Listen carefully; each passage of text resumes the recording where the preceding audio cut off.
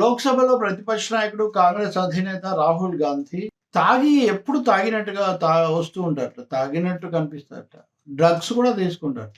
అందుకనే ఆయనకు డ్రగ్స్ పరీక్ష చేయాలండి. అసలు ఆయన ఏం మాట్లాడుతున్నాడో తెలియకుండా తాగి మాట్లాడతాడు. ఇవన్నీ ఎవరు చెప్పారు తెలుసా? మరొక లోక్సభ సభ్యురాలైనటువంటి కంగనా రనౌత్. అంతకుముందు ఆమె ట్విట్టర్లో కానీ లేకపోతే సోషల్ మీడియాలో కానీ బీజేపీని విమర్శించే వాళ్ళ మీద విచక్షణారహితంగా ఇష్టమైన మాటలు మాట్లాడటం, నోటికి వచ్చినట్టు నోరు పారేసుకోవటం, ఇవన్నీ మనకు తెలుసు. ఎవరు ఏమన్నా కానీ ఆమె చాలా రెచ్చిపోయి అందుకనే ఆమెను ఎంపీని కూడా చేసింది ఆ పార్టీ బీజేపీ. కానీ ఇప్పుడు ఆమె సభా సాక్షిగా ప్రతిపక్ష నాయకుడి మీద ఎంత తీవ్రమైన మాట. ఇంకా ఈమెలాగా అంతకుముందు అనురాగ్ ఠాకూర్, ఆయన మాజీ కేంద్ర మంత్రి, దుర్భాషల వల్ల పదవి నుంచి పక్కన పెట్టారు ఆయన. నేను మొన్న ఒక వీడియోలో అనురాగ్ ఠాకూర్ అని అనకుండా అనురాగ్ కశ్యప్ అన్నాను. చాలా మంది దాన్ని గుర్తు చేశారు. అది పొరపాటు, అప్పుడే గుర్తించాను నేను. ఈ అనురాగ్ ఠాకూర్ మరింత తీవ్రంగా ఆయన నోరు పారేసుకుంటాడు. ఏమని, రాహుల్ గాంధీకి అసలు కులమే లేదు, ఈయన కులాల గురించి మాట్లాడటం ఏంటి, ఆయన కులం ఏంటో గాంధీలో చెప్పానంటే కులం గురించిన గొడవ ఏంటని అప్పుడు నేను మాట్లాడాను. ఈ అనురాగ్ ఠాకూర్ చాలా అడ్డగోలుగా మాట్లాడితే అది భరించలేక సభలో తీవ్ర నిరసన వ్యక్తమైతే ప్రధానమంత్రి నరేంద్ర మోదీ గారు అనురాగ్ ఠాకూర్ ప్రసంగాన్ని ట్యాగ్ చేసి ఈయన బాగా భలే మాట్లాడాడు, భలే బుద్ధి చెప్పాడు, అందరూ కూడా ఈ ప్రసంగాన్ని ఫాలో అవ్వండి అని చెప్తారు, కితాబిస్తారు. ఏ స్థాయికి వచ్చింది లోక్సభలో చర్చలు, వివాదాలు ఎక్కడికి వచ్చాయని దీన్ని బట్టి మనకు అర్థమవుతుంది. రాహుల్ గాంధీ చక్రవ్యూహం పన్నుతున్నారు, దేశాన్ని చక్రవ్యూహంలో చిక్కించారు, అంటే పద్మవ్యూహంలో నరేంద్ర మోదీ వల్ల అని చేసిన ప్రసంగాన్ని బొత్తిగా అధికార పక్షం జీర్ణించుకోలేకపోయింది. దీని మీద రకరకాల దాడులు, రకరకాలైన దుర్భాషలు. ఎంతవరకు అంటే ఇంకో బీజేపీ ప్రచార విభాగానికి చెందిన ఆయన ఉన్నాడు. ఆయన అయితే కనుక ఇంకో జర్నలిస్ట్ కూడా, ఈ రాహుల్ గాంధీ అసలు బుర్ర తిరుగుతుంది, ఈయన తీవ్ర గందరగోళంలో ఉన్నాడు, ఈయన కన్ఫ్యూజన్ లో ఉన్నాడు, ఈయన కమ్యూనిస్ట్ లాగా మాట్లాడుతున్నాడు, కమ్యూనిస్టు అంతకుముందు వాళ్ళు అని కమ్యూనిస్ట్ అని. అమెరికాలో కమలా హారిస్ ఇప్పుడు అధ్యక్ష పదవికి డెమోక్రటిక్ అభ్యర్థిగా పోటీ చేస్తున్న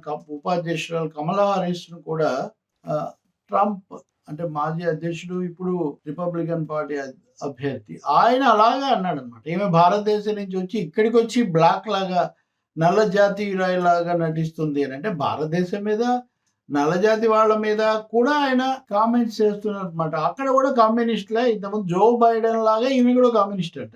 ఎవరేం కమ్యూనిస్ట్ లో చూడండి, అంటే తిట్టడానికి అనమాట.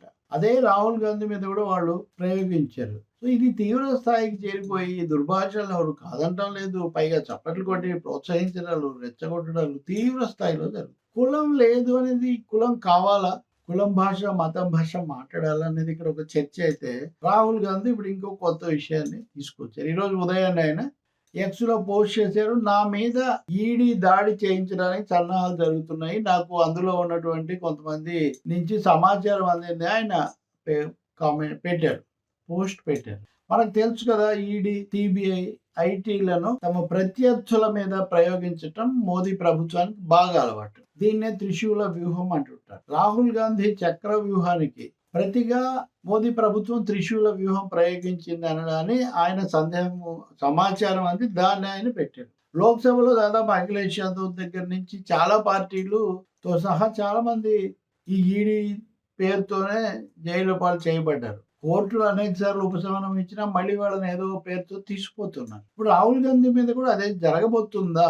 ఈ మాట స్వయంగా ఆయనే చెప్పడం, ఆయనకు ఆ సమాచారం రావటం, చక్ర వ్యూహం వర్సెస్ త్రిశూల వ్యూహం అన్నట్టుగా ఇప్పుడు భారత రాజకీయాలు తయారయ్యాయి. ఇవన్నీ పార్లమెంటు వేదికగా జరగడం, ఇంకా ఆఖరుకు ప్రతిపక్ష నాయకుడిగా ఉన్న సభ్యుడిని తాగారు, డ్రగ్స్ వాడారు, ఇవన్నీ కూడా మాట్లాడారు. అంతకుముందు వైనాడ్ విషయంలో కూడా కేరళ ప్రభుత్వం మీద అమిత్ షా హోంమంత్రి, ఆయన అనేక ఆరోపణలు చేస్తే ఆయనకు ఒక హక్కుల తీర్మానం ఇచ్చారు. ఆయన మీద ప్రధాని మోదీ మీద హక్కుల తీర్మానం ఇచ్చారు. అంటే సభలో అనురాగ్ ఠాకూర్ ప్రసంగ భాగాలను తొలగించితే స్పీకరు, వాటిని మోదీ గారు దాన్ని మళ్ళీ పోస్ట్ చేసి దీన్ని ఫాలో అవ్వండి అని చెప్తారు. అంటే స్పీకర్ తొలగించిన వాటిని ఫాలో అవ్వమని ప్రధానమంత్రి గారు చెప్పడం ఇది ఎక్కడన్నా ఉంటుందండి? కాబట్టి చాలా వికృతాలు జరుగుతున్నాయి లోక్సభలో.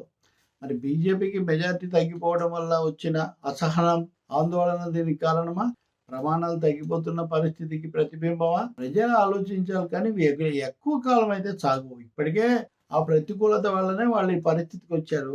ఇప్పటికి కూడా కళ్ళు తెరవకపోతే మరింత మూల్యం చెల్లిస్తారు.